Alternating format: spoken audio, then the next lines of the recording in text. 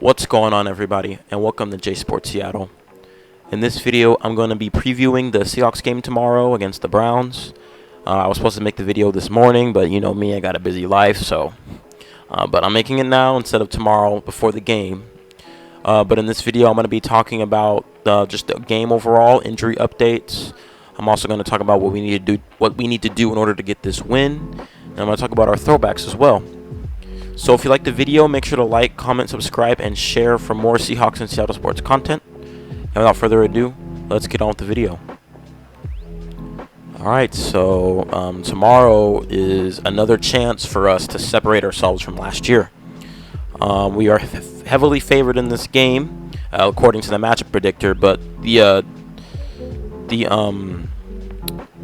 money line is pretty close, and we're favored by 3.5 points. But it's probably because PJ Walker is a starting quarterback and not Deshaun Watson. Although I really kind of wanted Deshaun Watson to play, but that's okay. But this is a huge chance for us to gain even more momentum heading into Baltimore the following week. So we have to walk away with this W if you want to build momentum and gain ground in that NFC. Excuse me. For that top NFC, for the NFC West title. The Niners face the Bengals tomorrow, and fun fact about the Bengals, they are 3-0 against the NFC West this year. Their 3 wins have come against all NFC West teams.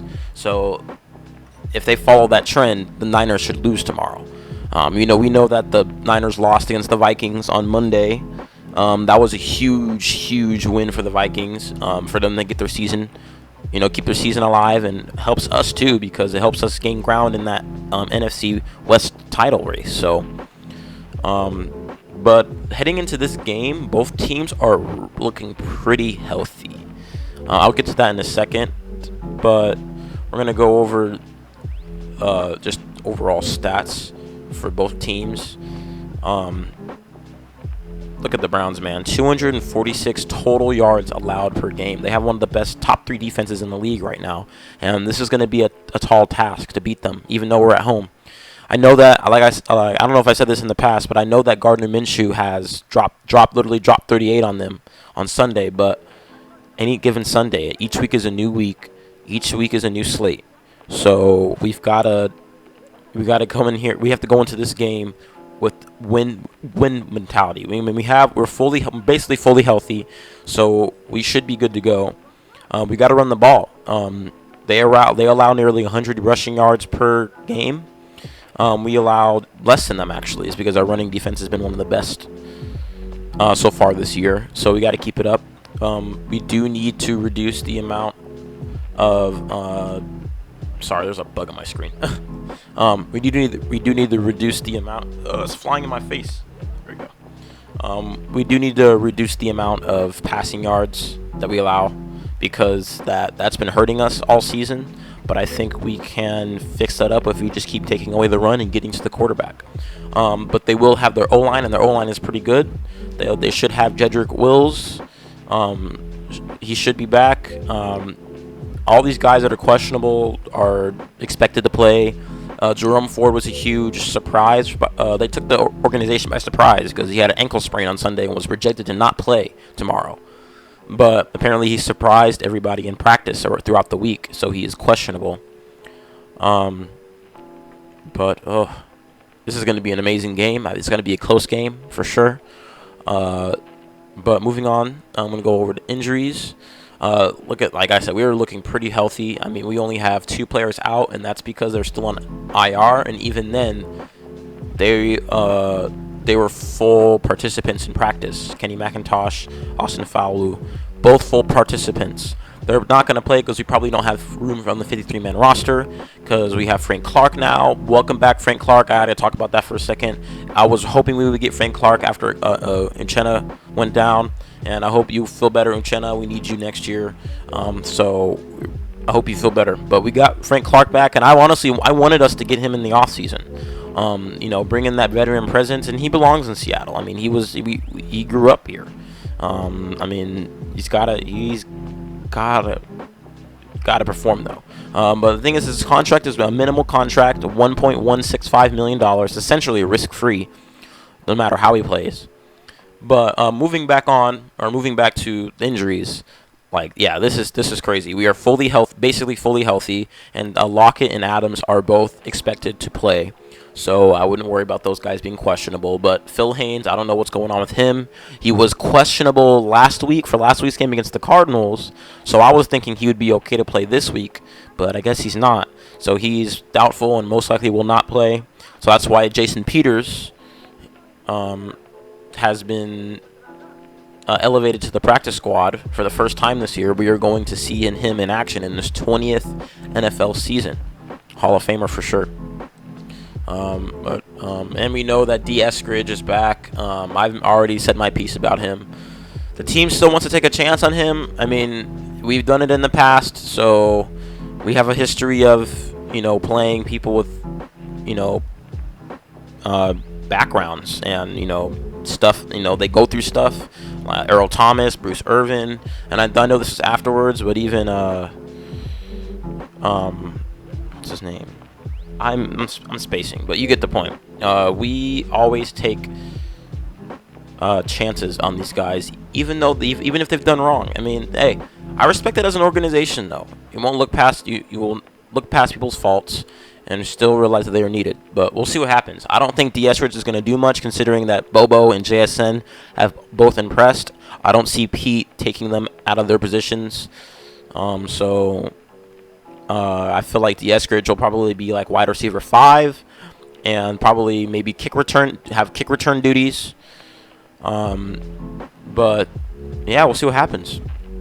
And let's see, yeah, like we were looking pretty bad entering the week, with a lot of people limited in practice and did not practice, but it's a pretty much clean injury report. So very happy to see that. We're going to be nearly fully healthy, especially on that defensive side. We're going to need everybody. But I'm glad to see that we get Charbonnet back. Like I said, we do get Kenny Mack back, but I expect him to not be activated to the 53-man. But Damian Lewis should play. Evan Brown will play, and we get our O-line back. So only person that we're missing right now is Phil Haynes, and Jason Peters or Anthony Bradford will fill in. And I feel like Bradford has done a good job filling in for Haynes so far. So, moving on to our throwbacks. If you guys haven't already heard, we are confirmed to wear the throwbacks again against the Cowboys in Week 13 on Thursday Night Football. So it's going to be nationally televised, and our throwbacks are going to be nationally seen, and that's good. Maybe it'll gain traction. That way we can bring it back as a permanent jersey. I think we should. We need to bring it back as a permanent jersey because, man, it's just insane. Like, you look at the color scheme, you look at that royal blue, it clears most of the other Seahawks. That gray one, it clears that.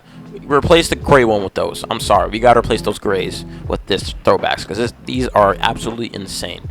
I mean, just look at Bobby, man. Like, he looks fitted. He looks clean in that. Oh my goodness. Like, that is such a clean color scheme. So, I mean, I might be I'm a biased because I'm a Seahawks fan. I think these are the best throwbacks in the league. They're up there with the Kelly. I do like the Kelly Greens though, and I do like the throwbacks from the Oilers throwbacks, and I do like the Patriots ones as well. But I feel like these are the best in the league, and we're gonna see that. I mean, look at Lockett in that, man. It's just so clean. Oh my goodness, such a clean color scheme. It looks just amazing. Gino, yeah, man. Like, they're here. We're finally here. Week 8. We are finally going to see these throwbacks in action. And I know we're going to probably see the end zone have the throwback look as well. And I cannot be any happier to see that. Any more excited to see that.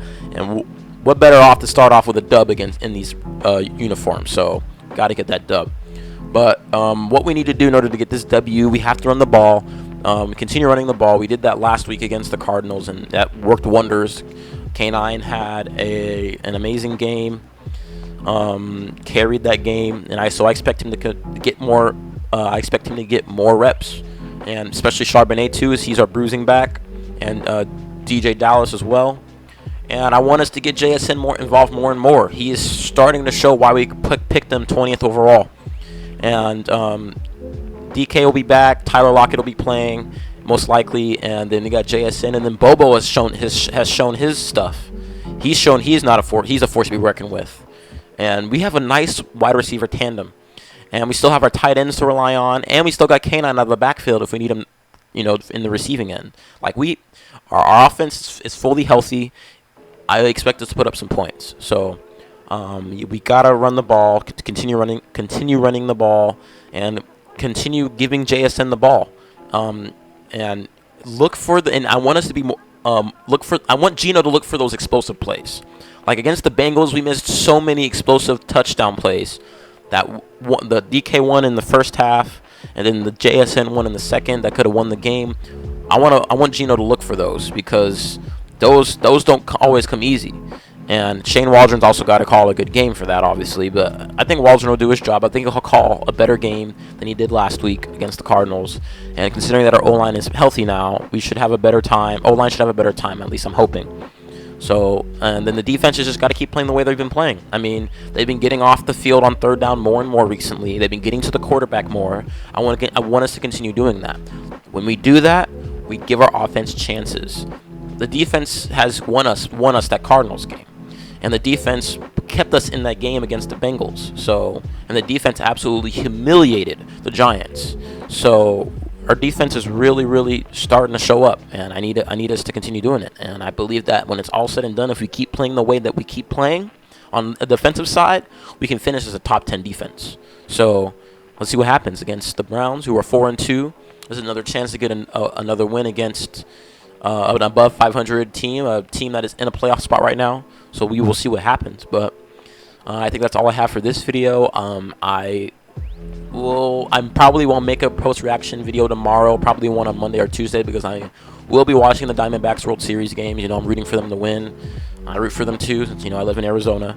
And I was watching the Diamondbacks game earlier. Last time I checked, we were up 2-0.